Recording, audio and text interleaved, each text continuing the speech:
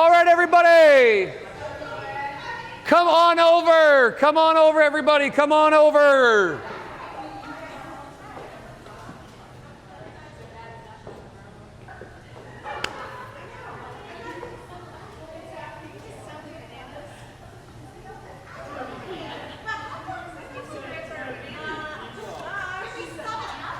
Unbelievable, huh, Kate?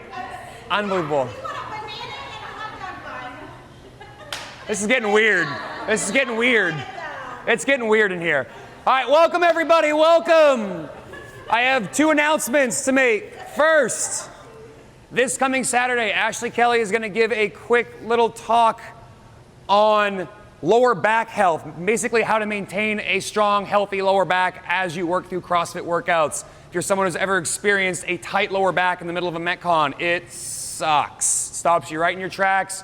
You basically have to wait and wait and wait until your lower back feels better, and then workout's probably over. Brett, could you recognize how that might feel? A couple times. Yeah, a couple times, right? So not only is she gonna talk about how to brace better, but she's also gonna give you some potential accessory movements to help you strengthen up your lower back and bring awareness to your core so you're less likely to have your back be the reason why you stop in a Metcon. More so your lungs.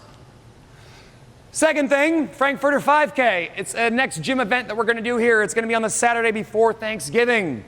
It is a team of 5 event, unless you are someone who really likes to eat hot dogs and run. Because the event is eat a hot dog, run the square, eat a hot dog. One note, if you are the anchor, the 5th person on your team, the last hot dog is a foot long. It'll be an event. This year we're gonna make your own teams. The following years we're gonna do a draft, which I think will be even more fun. But we're gonna make sure this is a yearly event before Thanksgiving. I'm excited about it. As I was telling Misty a minute ago, I'll shoot a little video on it, give more of the details, and I'll send it to you guys via email, via StreamFit. Outside of that, you guys might have recognized that last week we had Denise visiting. She was here to help us become better coaches. And she and I would spend the middle of the day in between classes talking about ways we can make this place better. And she asked me kind of what are my main objectives with the gym. And one of my main objectives for everybody in here is that you train here for the rest of your life. You don't have your CrossFit phase, and then Orange Theory phase, and then I'm do Pilates now, or whatever it is. I want you to make this the thing you use to augment your life so that your life is better and you can go out and experience it. But in order to do that, we have to make health the #1 priority every single day you come to the CrossFit gym. Now, I think we do a really good job of handling the fitness portion, but it could be better. But I want everyone to realize that your health is basically your fitness plus any bad luck you have. There's no such thing as, oh, look at that. I found this magical potion. I drank it and I lived 30 more years. It doesn't work that way. It's, you know, did I avoid the bumps, the bruises, the car accidents, the things of that nature? And am I more resilient because I come in here and train? So for me to live up to that end of the bargain, I'm going to ask that you all hold me accountable to the structure I'm going to lay before you, which is how all of our classes should be moving forward.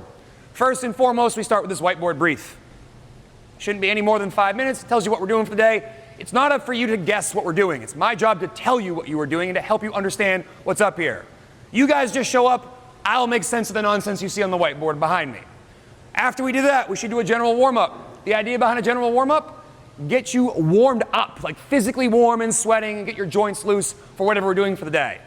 What typically follows that is skill work, also known as the specific warm-up, where the general warm-up might not be doing the exact same movements we are doing in the workout. The specific warm-up is typically things that are directly related to what we are doing for today.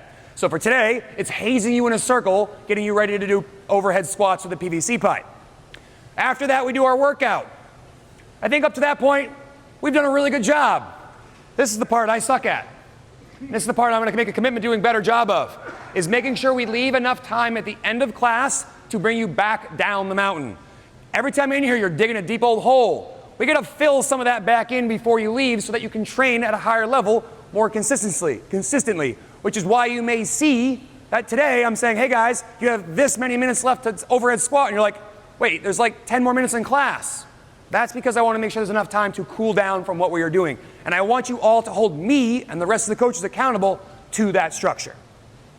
Any questions on that? Probably feels like more of the same, except for, again, I want to make a bigger emphasis on this being a part of class, which brings me to today. We have overhead squats, 6 sets in total. There are 2 ways you can attack today's class that I see. First, you make all 6 sets as heavy as possible. It's not going to be the most effective strategy for trying to PR your overhead squat, but it's going to allow you to get a lot of good work in. If you are really concerned with finding a new 1 max overhead squat, you might take the 5s and 3s as warm-up or extended warm-up so that you can hit a really heavy single by the end because you have 3 attempts to get to a heavy single. Those are kind of the 2 ways you can approach this. Now, scaling today, obviously reduce the load. Range of motion is more important than just about anything else. And that safe range of motion is what keeps you coming back to CrossFit. If you're someone who's brand new to overhead squats and needs more exposure, I might tell you, hey, let's practice 5s today instead of 5, 3, and 1. And again, that'll be an individual conversation I will have with you. And then last but not least, if you've got some sort of shoulder issue, we could front squat instead. You guys have any questions? If you have any injuries or anything I should know about, please let me know before we get started. Otherwise, I want you to go back to where your ball is with your PVC pipe.